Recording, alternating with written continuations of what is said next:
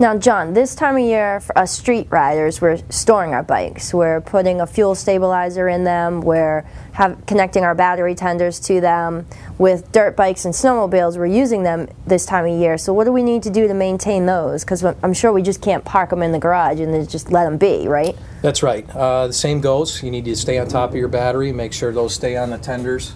The battery tenders are pretty simple and standard across the board. Yeah, these are great. There are bigger ones and smaller ones, but these you can just leave the machine hooked up all the time when you're not using it. Yep. And that'll keep your battery fresh.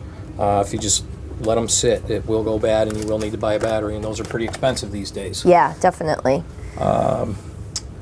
Again, you need to keep your air filters clean just like on your motorcycle. And we, with the ethanol and the fuel out of the gas pumps these days, we do recommend a fuel additive. The Startron stuff is actually an enzyme-based product.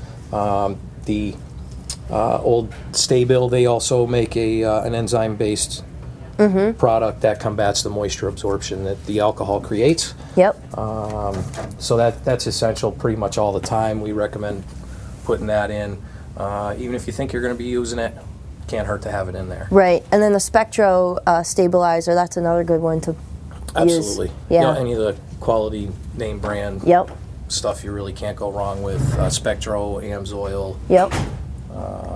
And how often do we need to change the oil on snowmobiles? Well, most of our snowmobiles are still two-strokes. Yep. So they're oil injected and there's no gear oil, so to speak.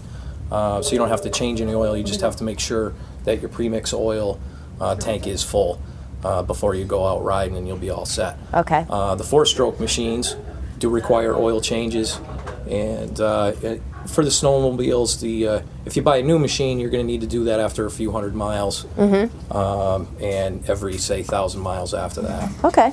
Yeah, that's pretty easy to keep up with.